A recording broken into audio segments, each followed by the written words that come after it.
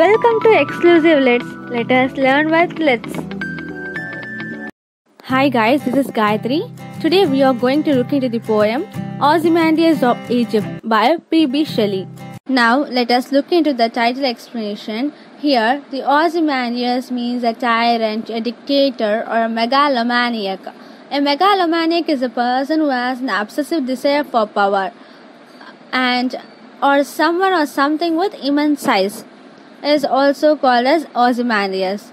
And Ozymandias was the Greek name for the ancient Egyptian king Ramesses II.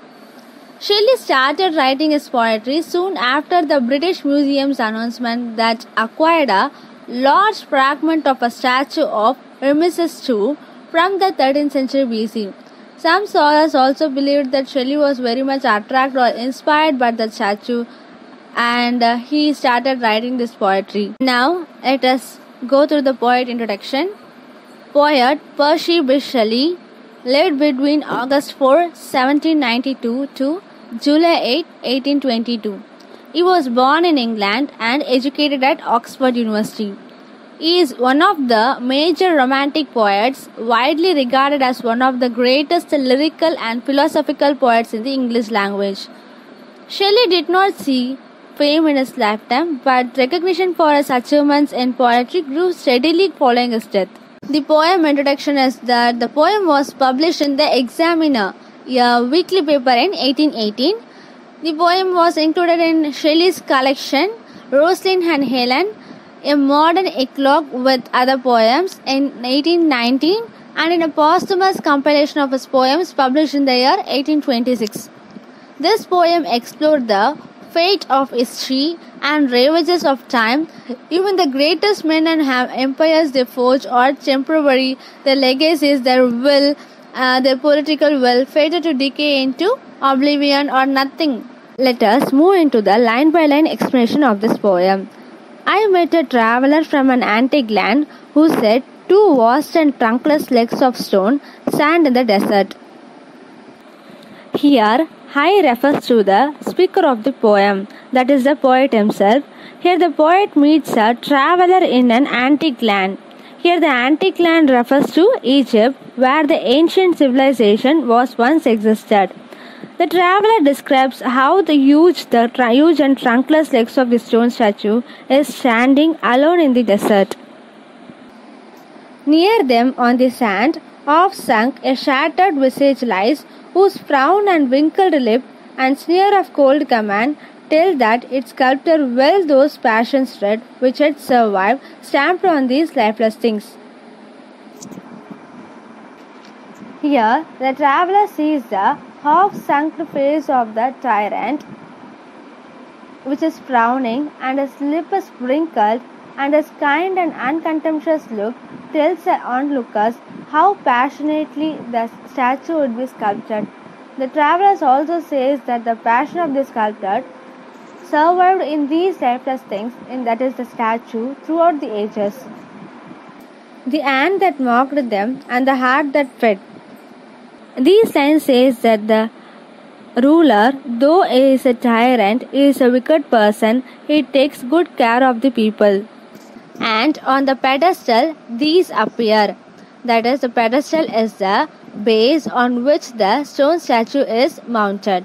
My name is Ozymandias, King of Kings. Look on my works, A mighty and despair. These are the words that are written in the base of the statue.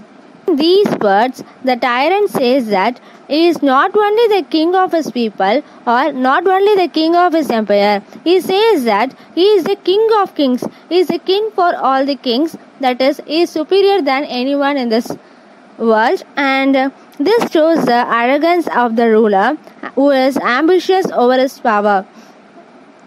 In the next line, it is written as, "Look on my work, ye mighty, and despair." Here, he asks the onlookers to look at his accomplishments and makes fun of them that they are mighty and despair, that they are enormous in strength, but still they are hopeless.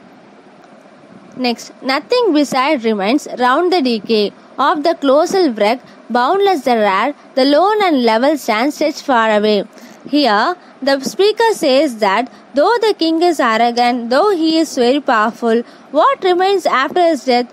What remains after all these centuries? The time has taken away everything from him. The only thing that has remained after all these years are the huge broken statue which stood alone in the base and the level stands that stretches far away. The irony in this poem are given as follows. The irony of this poem is the fact that the mighty ruler had the following words engraved on the statue: "My name Ozymandias, King of Kings, look upon my eyes, ye mighty and despair." These words conveyed that he was so powerful and no other king could surpass him.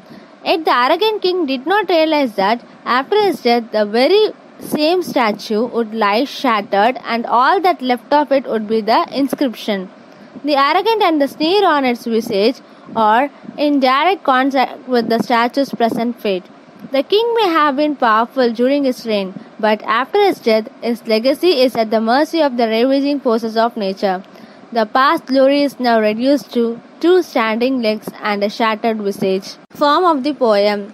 Shelley's Ozymandias is a sonnet consisting of 14 lines. It is written in iambic pentameter. It is written with an atypical rhyme scheme: ABA, BAC, DC, EDE, FEF when compared to other English sonnets, and it does not follow the characteristics of octave and session structure. I hope you guys understood this video. Thank you for watching. Please like us, share us and subscribe us, and don't forget to press the bell button.